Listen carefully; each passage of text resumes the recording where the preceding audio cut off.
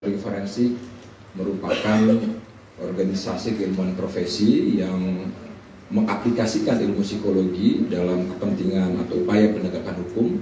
Kami terdiri akademisi, praktisi, peneliti yang diminta oleh Direskrim Polda Metro untuk melakukan pemeriksaan psikologi forensik terhadap kasus penemuan 2 jenazah di perumahan Bukit Cinere pada hari Kamis 7 September 2023.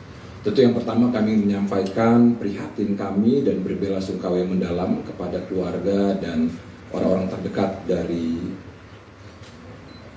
yang ditemukan di perumahan Bukit Cinere tersebut atas kejadian ini. Jadi yang kami lakukan adalah pemeriksaan psikologi forensik dengan teknik otopsi psikologi, di mana melalui metode retrospektif kita berusaha untuk merekonstruksi pikiran, perasaan, perilaku dari kedua individu ini serta memeriksa status mental mereka dalam situasi terakhir kehidupannya. Ya. Kami berupaya untuk merekonstruksi gaya hidupnya, bagaimana gambaran kepribadiannya, termasuk detail keadaan, perilaku, dan peristiwa yang dekat dengan kematiannya. Ya. Lalu kemudian yang kami lakukan adalah kami meneliti TKP, kami juga tadi interkolaborasi sehingga informasi data-data baik dari kedokteran forensik, dari lapor, kemudian kami juga analisis, kami teliti dengan tentunya perspektif psikologis. Kami mewawancara informan, individu, subjek yang mengenal kedua individu ini, baik dari anggota keluarga inti, kerabat maupun orang-orang yang tidak ada hubungan keluarga tapi berinteraksi langsung dengan kedua orang ini. Jadi dari catatan kami ada kurang lebih 13 subjek yang kami temui, kami dalami, kami wawancara secara intensif dalam waktu kerja kurang lebih 100 jam pemeriksaan yang kami lakukan. Kami juga melihat dari bagaimana barang-barang yang ada gitu ya. Lalu kemudian dokumen-dokumen ditinggalkan, aktivitas di sosial media dan lain sebagainya untuk mendapatkan profil gambaran tentang bagaimana kondisi psikologis mereka. Nah, ada beberapa temuan yang penting yang dapat kami sampaikan dalam forum ini adalah bahwa tadi sudah disebutkan perempuan bernama Ibu Grace Harapan usia 64 tahun dan anaknya laki-laki berusia 38 tahun. Situasi psikososialnya sebagai berikut, bahwa kedua individu ini tinggal di rumah tersebut sejak tahun 1987 dan ada perubahan dalam relasi interaksi di dalam keluarga pasca meninggalnya suami kurang lebih tahun 2011, jadi sudah 12 tahun yang lalu, di mana ibu tidak memiliki pekerjaan, dia sebagai ibu rumah tangga, sedangkan saudara David, anaknya ini lulus SMA, juga tidak memiliki pekerjaan dan hanya beraktivitas penuh di rumah saja. Ya, nanti akan dijelaskan aktivitasnya seperti apa secara umum.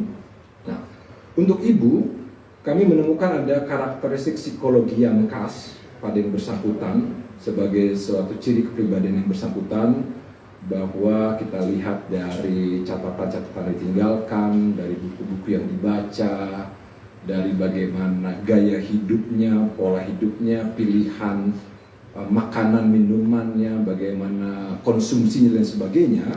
Dan kami menemukan adanya indikasi seseorang yang memiliki ciri kepribadian yang bisa kami sebutkan sebagai ciri kepribadian paranoid. Ya, jadi penuh kecurigaan, ya, ada penuh kecemasan, sulit relasi dengan di lingkungan sosialnya dengan orang lain, ya.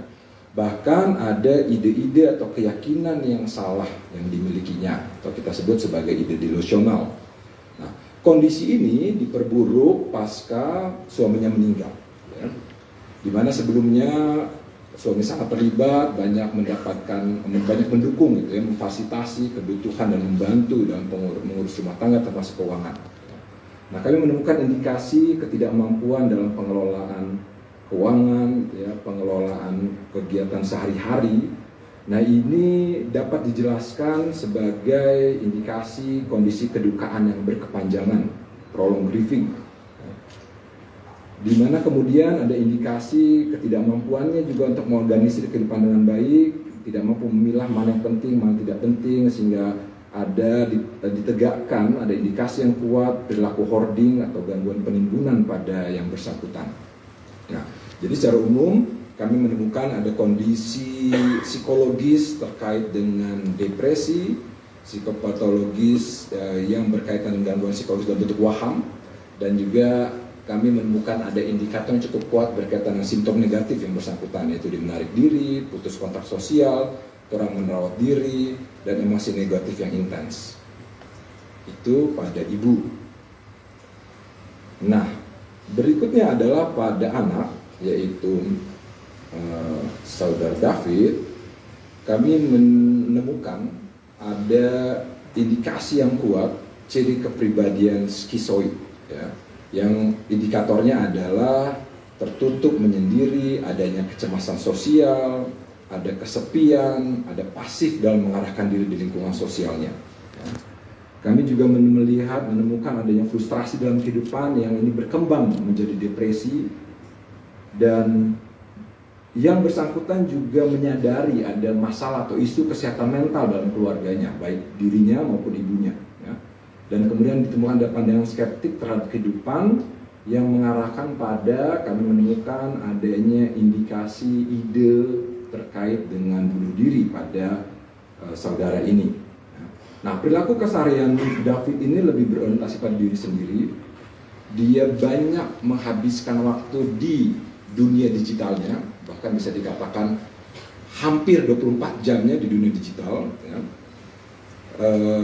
Di laptopnya, jadi kita temukan juga apa situs-situs yang diakses oleh yang bersangkutan, bagaimana perilakunya yang bersangkutan secara virtual, ya. Apa lagu-lagu yang didengarkan, apa cuplikan-cuplikan film yang ditonton dan sebagainya.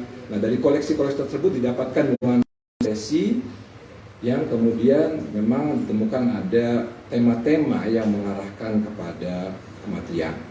Nah, hubungan ibu dan anak ini kami lihat juga memang hubungan yang lekat, ya.